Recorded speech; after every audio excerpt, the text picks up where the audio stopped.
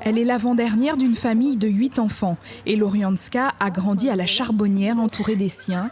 Et c'est dans son cocon familial qu'elle est venue se ressourcer après avoir validé sa 2e année de médecine à Bordeaux. Depuis très jeune, elle nourrit l'espoir de devenir médecin après un événement marquant. Alors, le déclic, c'est un jour, en 6e. Alors j'avais 10 ans et mon père a fait une crise cardiaque. Et j'avoue que sur le coup, le fait d'avoir été en incapacité de pouvoir l'aider, d'aider un proche, une personne qui nous est chère, ça donne l'envie de se dire qu'on aimerait être utile plus tard. Sa détermination, son caractère, un exemple pour ses 2 sœurs. Des fois, j'ai l'impression que c'est elle la grande sœur. Et quand elle place un mot, j'ai pas mon mot à dire, donc voilà.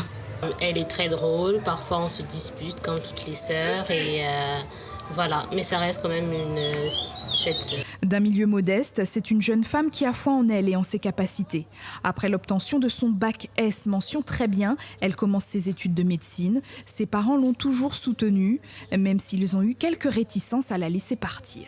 Le milieu dont on vient, même si on n'a pas forcément des parents qui nous encouragent, il suffit que nous-mêmes, on croit en nous, je pense, et ça peut nous pousser en fait et montrer à tout le monde qu'on peut réussir.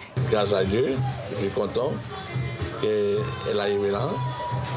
C'est bien, elle doit continuer.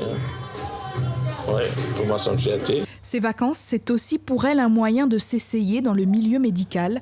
Et Lorianska travaille pour un laboratoire d'analyse qui a implanté un drive test Covid-19 dans une école, l'occasion d'avoir une petite rentrée d'argent pour ses études. Les tests que j'effectue, ça m'apporte beaucoup dans mes études, je pense, par le fait que je peux côtoyer assez fréquemment des patients, parler avec eux et échanger. Et ça me permet aussi de m'intéresser à un sujet qui est d'actualité, qui est celui du Covid.